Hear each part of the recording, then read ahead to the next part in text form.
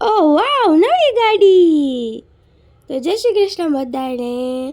તો જો છે ને સવારમાં અમે સ્ટ્રોબેરી લઈને બેસી ગયા હતા ને યોગીને ને પ્રિયા તો છે ને સ્ટ્રોબેરી જોઈને હે ને ગાંડા જ થઈ જાય અને હું હારવાર થયા જ છા. પછી બપોરે છે ને હું રસોઈ બનાવવા માંડી હતી.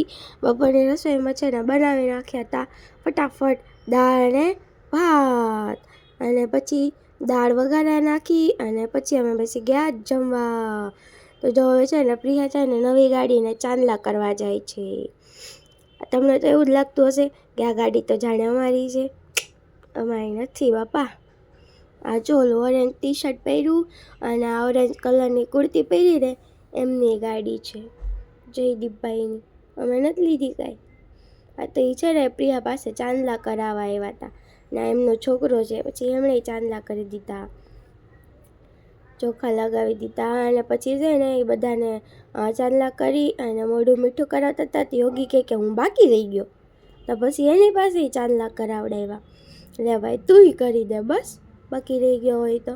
પછી એણે ચાંદલા કરી દીધા, ચોખા લગાડીને ફૂલડા રાખી દીધા. પછી તો એ ભાભીએ તે છે ને એની ગાડીમાં સાથીઓ કરી નાખ્યો અને એણે તે એની ગાડીને છે ને વધાવી લીધી. જો પછી બધા એને ચાંદલા કરતા હતા. તો કોંગ્રેચ્યુલેશન્સ જયદીપભાઈ અને તારા ભાભી.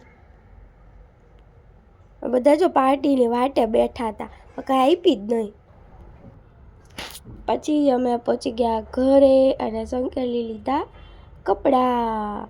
અને પછી અમે ગયા હતા પપ્પાના સ્ટોલે અને વસ્તુ અંબાવા. ત્યાં પપ્પા પ્લેટ બનાવતા હતા.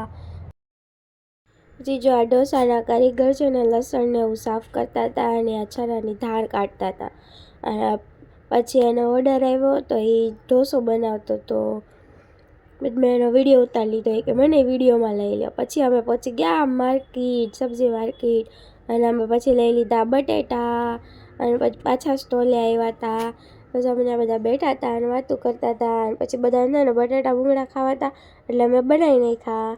અને પછી સાંજે રસોઈમાં છે ને ખાલી મમ્મીની ને પપ્પાની જ રસોઈ હતી, કેમ કે અમે તો નાસ્તો કર્યો હતો બધાએ. પછી જો પ્રિયા છે ને અમારા રૂમમાં આવી હતી તો અમે ત્યારે છે ને રમતા હતા. એ કેમેરામાં જોઈને છે ને જો કેવું કરતી હતી, વાળ ઉડાડતી હતી. આ તો એના તેલવાળા છે ને એટલે સરખા નથી ઉઠતા. પછી આવી ગયા હતા અમારા ઘરે મહેમાન. આ છે મારા મામીજી અને ઓલા છે ને એમના દીકરી અને જમાઈ. બાય બાય, મળીએ નેક્સ્ટ વિડીયોમાં.